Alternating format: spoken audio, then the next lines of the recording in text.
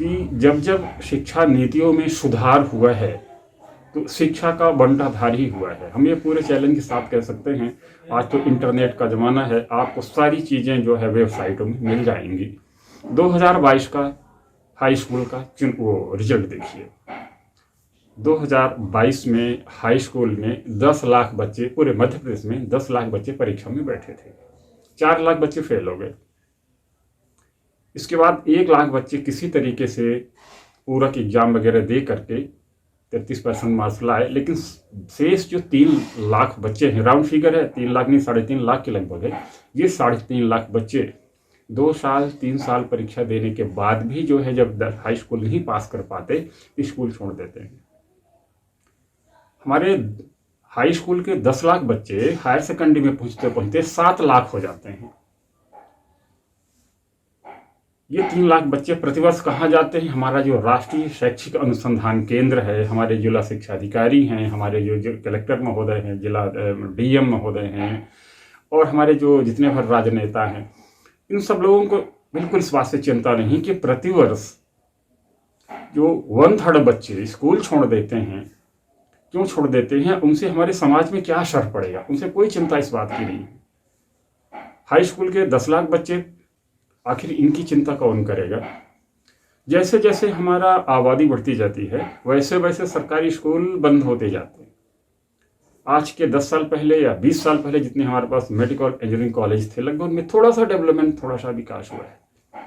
Private विद्यालयों के दम पर बच्चे शिक्षा ले रहे हैं, और शिक्षा की स्थिति ये है कि लगभग 50% बच्चे 33% मार्क्स लाना उनको मुश्किल हो जाता है। सिरमौर चौराहे के पास यानी पीके स्कूल से ठीक सामने ये प्राइमरी स्कूल है, गेट है, और गेट में के सामने ये बिजली का खुला हुआ ट्रांसफार्मर है।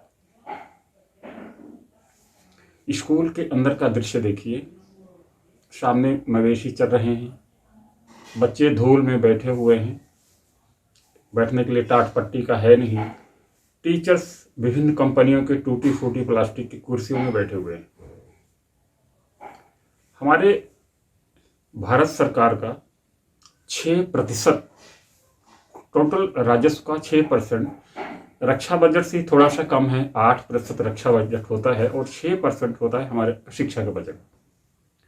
हमारे संविधान में 6 साल से 14 साल तक के बच्चों को निःशुल्क एवं अनिवार्य शिक्षा का प्रावधान है।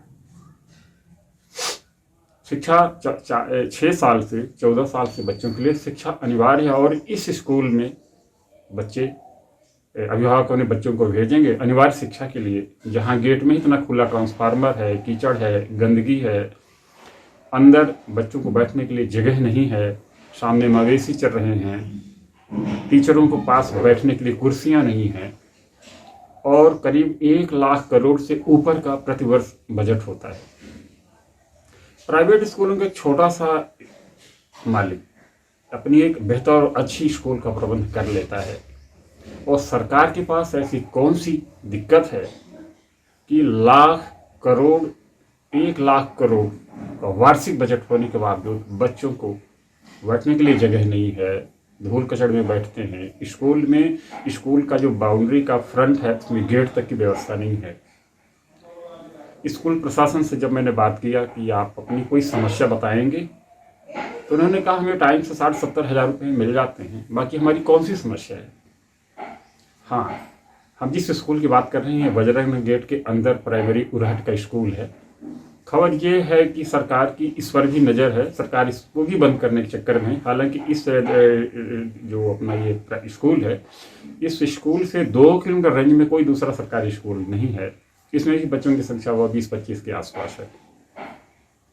तो सरकार जो है तो इस स्कूल को ही बंद करने की स्थिति में है। वो चाहती है कि इसमें अच्छा एक व्यावसायिक कॉम्प्लेक्स बन सकता है, जिसके लिए जो है तो इसको तोड़वा करके, और हमने पूछा कि अब फिर स्कूल ये कहाँ जाएगी, तो टीचर्स ने बोला कि हो गया, जाएगी जहाँ भी जाएगी, हम तो सरकारी नौकरी में हैं, कहीं न कहीं हम तो पदस्थ हो ही जाएंगे। तो ये स्कूल सिरमौर चौराहा से 500 मीटर दूर इलाहाबाद रोड पर स्थिति है, उरहट का प्राइमरी स्कूल है। ये बच्चों की स्थिति है। एक गरीब बच्चा भी इस स्कूल में बच्चों को क्यों पढ़ाना चाहेगा? जिसके गेट में ही जो है खुला हुआ ट्रांसफार्मर 4 से 4 वोल्ट का है। तो आपसे ये समझना है कि ऐसी कौन सी मजबूरी है, क्या सरकार के पास बजट की दिक्कत है या सरकार शिक्षा को इम्पोर्टेंस ही नहीं देती है। अभी हाल ही में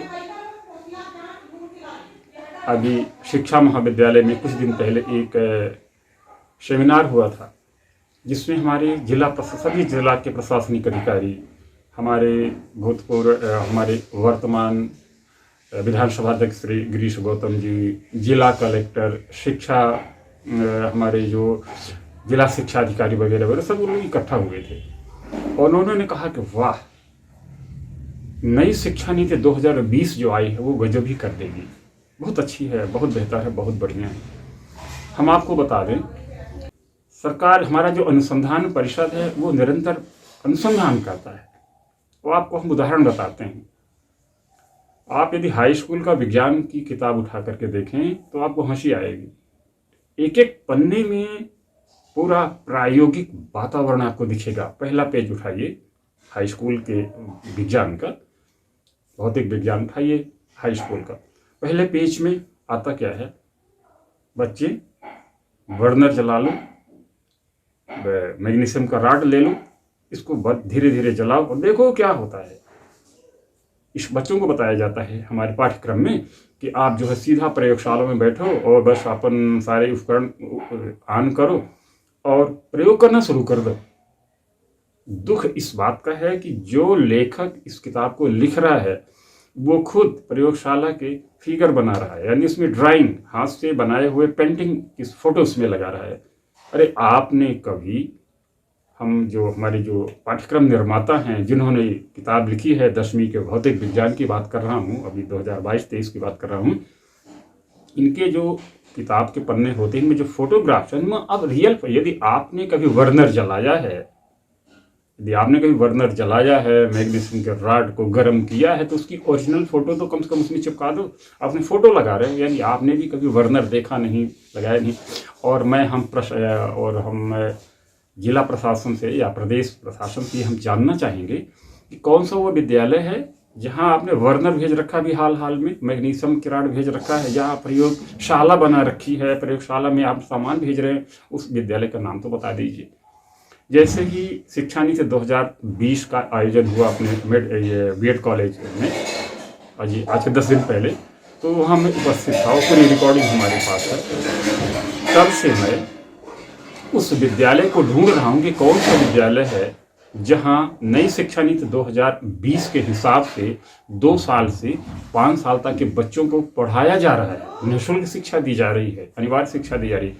तो हमें कोई स्कूल ऐसा नहीं मिला। हमने सोचा शायद आंगनबाड़ी में ऐसी व्यवस्था हो, तो हमने आंगनबाड़ी के लोगों से पूछा, तो आंगनबाड़ी कार्यकर्ताओं ने पूछा कि हम लोगों बस ये मेडिकल संबंधी हेल्प करते हैं इधर उधर, या जो भी बच्चे आते हैं थोड़ा बहुत उनको टाइम देते हैं, लेकिन ऐसा कुछ हमारे पास आदेश नहीं है कि हम 2 साल से 4 साल के बच्चों को नर्सरी, LKG 2, LKG 1, LKG 2 की शिक्षा दें, ऐसा कुछ नहीं है। हाँ, बच्चे आते हैं, हम लोग पढ़ाते लिखाते हैं जब टाइम रहता है, बस इधर उधर हम मेडिकल इंजेक्शन, ट्रीटमेंट और वगैरह वगैरह मदद करते रहते हैं। तो हमें ये समझना है कि सरकार को, शायद मुझे लगता है कि सरकार को ना शिक्षा की ज़रूरत है, और अभिभावक एक प्राइवेट स्कूलों में नर्सरी एडमिशन के लिए 50,000 रुपये एडमिशन लेता है और औसतन 5,000 से 10,000 रुपये महीना खर्च करता है, उसकी दुर्गति है।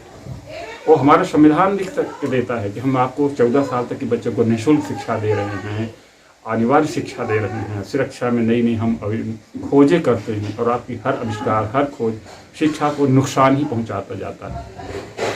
एक शिक्षा नीति आई थी आपकी 86 में और 1986 में जो आई थी, उसने तो छात्रों का भविष्य चौपट कर दिया था, बहुत नुकसान हुई है। 11+2+3 ने शिक्षा में आग लगा दी है। 11+3 में क्या था कि बच्चे 8वीं के बाद अपने अलग अलग विषय आर्ट या विज्ञान समूह में चले जाया करते थे।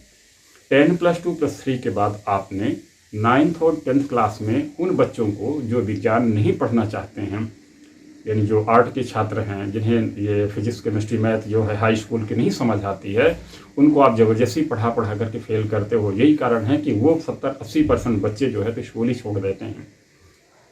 नमस्कार।